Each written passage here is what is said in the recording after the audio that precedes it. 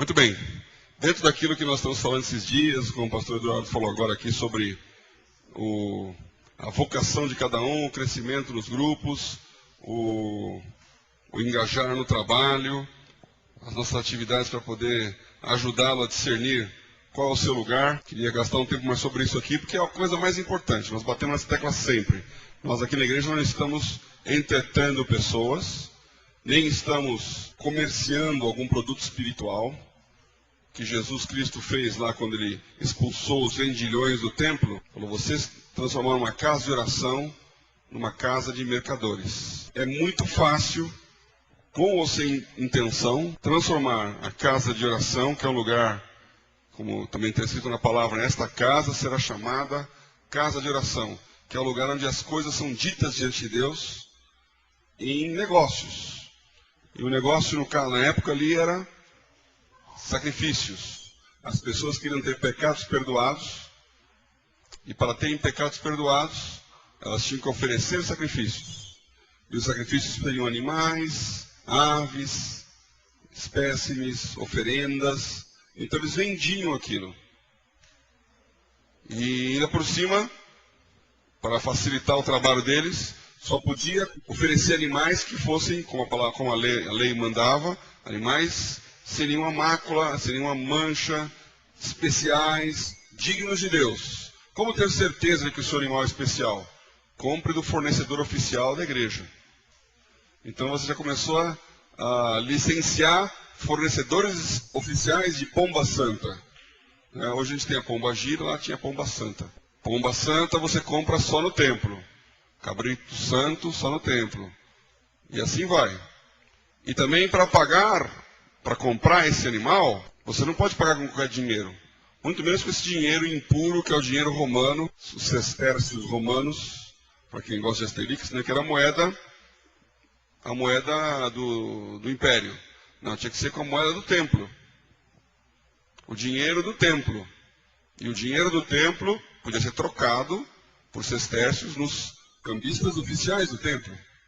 Então você tinha as casas de câmbio que trocavam pelo dinheiro santo, que você comprava a pomba santa, que fazia o sacrifício para que o seu pecado fosse perdoado. Virou um negócio maravilhoso. Negócio de câmbio, negócio de animais. Então estão as pessoas fazendo lucro em cima da fé e da necessidade das pessoas. Vê que a história não é tão nova assim. Jesus se levantou contra isso, dizendo, nada disso, expulsou todo mundo. Hoje nós podemos vir aqui à igreja, Aqui nós não trocamos dinheiro, não oferecemos orações especiais, não fazemos campanhas de algum objeto santificado que você tem que fazer aqui, comprar plantas ou objetos mesmos, não vendemos água do Rio Jordão, nem pedaços da cruz de Cristo. Mas tudo isso já passou pela história da igreja, as chamadas relíquias. Isso significa comércio. Você troca o que você tem por aquilo que você precisa. Eu tenho dinheiro, preciso de bênção. Eu vou à igreja, sou abençoado, perda de propósito. Nós estamos aqui para descobrir a nossa vocação, o que Deus quer de nós, o que nós podemos fazer, e naquilo que é mais importante, no trabalho voluntário. Para isso nós temos que descobrir o nosso destino, o nosso caminho. Para onde nós vamos chegar, o que Deus quer de nós. Então eu fiz uma mensagem aqui, o título dela é Deâmbulos, Sonâmbulos e Peregrinos. Deambular, deambulismo. Deambulismo, sonambulismo, peregrinação. Então, você pode estar pensando, o que é um deâmbulo, né? Sabe o que é deambular? A Leni sabe. Deâmbulo, deambular. Essa é uma frase que é um verbo latino, né? E que é usado hoje muito em medicina, em pediatria. A Leni é pediatra, por isso que usa muito isso. Deambulação é quando o nenê começa a caminhar. Então você caminha deambulando. Por quê? Porque é um andar sem rumo. Você está testando o andar. O objetivo ali é conseguir andar, não ir para algum lugar.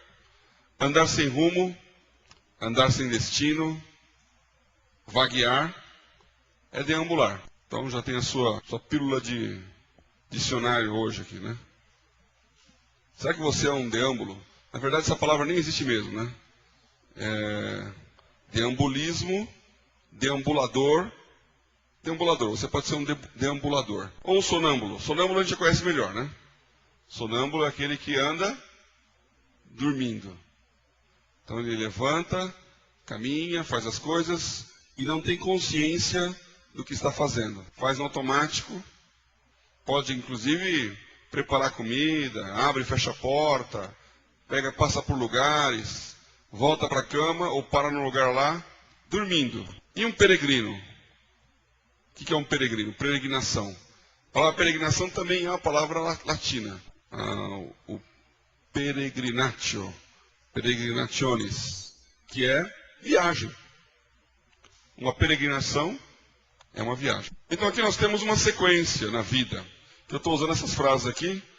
Deambular, que é vaguear, passar, andar a esmo. Sonâmbulo, que é andar dormindo.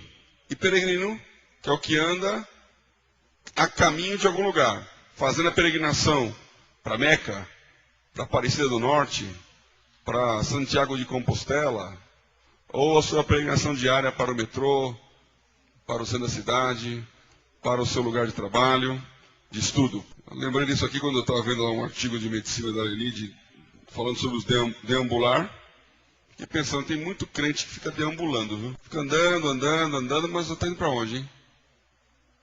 Está vagueando, está andando sem destino. O que é melhor do que sonambulizar por aí, né? Ser um sonâmbulo, fazer coisas sem saber, sem sentir, deve ser pior. O que é melhor do que não fazer nada, que é ficar dormindo. Então, um texto famoso aqui de Efésios, esses 4 estágios da sua vida. Vamos ler aqui Efésios 5. Fala algumas coisas aqui no 5. A primeira coisa que ele fala é: sede, pois, imitadores de Deus, como filhos amados. Sede, pois, imitadores de Deus como filhos amados. Eu não sei, hoje é dia das mães, né? Os filhos imitam os pais. Imitam tanto na aparência, né? Porque são geneticamente herdeiros. Então se parecem com eles. Hoje minha mãe está falando, ai, seu filho parece tanto com seu pai. Você lembra o seu avô. Aquelas coisas de pais que ficam falando com você, a cara do tio, falou igual não sei quem. Geralmente as crianças, os jovens não gostam de você falar isso, né? É a cara de fulano. Eu falo, sei. E hoje a minha mãe falou, puxa, você me lembrou meu pai agora. Eu falei, eu tô ficando velho mesmo, né? Já estou parecendo o pai da minha mãe. Isso aqui é velhice. Não o rosto, o jeito, a camisa. Mas os filhos, eles imitam os pais. Inclusive no jeito de falar, nas coisas, na maneira, porque convive. E, então na fase pequena, mais ainda, né? A menininha lá quer vestir as roupas da mãe, ou o rapaz as roupas do pai. Espero que não seja ao contrário, nada disso. Mas quer vestir, quer parecer, quer usar um instrumento de trabalho, quer sentar no carro e dirigir. Porque ele quer fazer aquilo que os pais fazem. Porque são um exemplo. Então eles imitam. Eu não sei se você quer imitar Deus, né? Sede, pois, imitadores de Deus como filhos. Imitar o que Deus fez. Jesus falou sobre isso, que ele era um exemplo. E que ele fazia a vontade de Deus, a vontade do Pai. E o que Jesus fazia? Jesus fez a vontade de Deus. Paulo diz também em outro texto, né? Sede meus imitadores, como eu também sou de Cristo. Muitas pessoas falam, não olhe para homens, olhe para Deus, porque o homem é falho. Então você, se for atrás de homens, você vai se decepcionar, você vai se escandalizar. E é verdade, há muita gente que sai da igreja quando descobre que o seu líder tem um pecado, um problema moral, roubou dinheiro, fugiu com a secretária, mentiu. Isso fere muitos ministérios, muitas igrejas. Descobrem que tudo que ele falava era história inventada. De vez em quando sai um escândalo aí de algum fulano famoso que descobre que tudo que ele falou não era verdade. E as pessoas então se escandalizam e saem. Aí os outros falam, não, temos que não olhar para homens. Mas a Bíblia não diz isso. Aí você tem que olhar para homens. Como é que você vai olhar para Deus? Você não vê Deus? Você não conversa face a face com Deus que nem Moisés? Você vê pessoas. E essas pessoas também têm que estar obedecendo a Deus. Então, Paulo diz isso. Sede meus imitadores, como eu sou de Cristo. Então, ninguém me imite aqui, mas todos imitem a minha vontade de ser igual a Deus. Você tem que imitar. Buscar, querer, se aproximar, ter a mente de Cristo. Nós temos a mente de Cristo. Pensar igual, olhar para o mesmo lugar e, portanto, ser unânime. E então, o que Jesus falava? Esse texto está em João 9:4, eu vou manter aqui o Efésios 5 aberto, mas João 9:4, Jesus disse isso.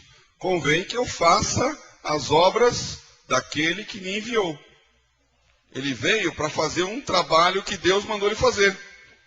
Convém que eu faça as obras daquele que me enviou, enquanto é dia. Vem à noite, quando ninguém pode trabalhar. E aqui ele entra num aspecto de dia e noite que está nessa questão do deambulismo e do sonambulismo. Então você mesmo, passou por alguns estágios na vida. E as pessoas ainda estão em uma dessas 4 fases. Ou estão dormindo, ou estão acordadas. E acordadas elas podem estar caminhando sem rumo, ou caminhando numa direção. Onde está você hoje aqui? Você está caminhando numa direção? Está caminhando sem rumo? Está acordado? Está dormindo? Até no próprio dia, você passa por essas fases, né? Não sei quão profundo é o seu sono, mas tem gente que dorme e gosta de dormir. Eu, por exemplo, não gosto de ir dormir, mas não gosto de levantar também. Uma vez que você está dormindo, eu durmo em 10 segundos e acordo, não sei ver que eu estou direito. Então, quando você está dormindo, você acorda. Acorda por um som, um barulho, um chamado, alguém que te desperta, alguém que te sacode, alguém que move a sua realidade, transtorna o seu ambiente e você então desperta. E na hora que desperta, eu tenho que tomar banho. Porque enquanto eu não tomar banho, eu não acordei. Então, entre o momento que você desperta, sai da cama e vai tomar banho, você está deambulando. Alguns até conseguem bater na batente da porta, né? O cara acorda, sai andando assim, pá! Onde que eu estou, né? Fala coisas. Alguns são sonâmbulos. Contam histórias, eu já falei aqui. Conheço gente que fazia um discurso, dormindo, para provar para a mãe, para o pai, que não tinha que acordar, porque não tinha aula, o professor tinha falado, né? Depois, quando acorda, fala, mas não acredite no que eu digo. Por quê? Porque estava falando dormindo. Você pode bater papo ali, a pessoa vai contando história, falando. Nós voltamos agora na estrada aqui, agora à tarde, vindo para a igreja, o Paulo André dormiu. Ih, o Paulo André está dormindo. Ele falou, não estou não. Mas está dormindo. Ele está naquele estado entre dormir e acordar. Ele sabia, estava ouvindo, mas não estava ligado no ambiente.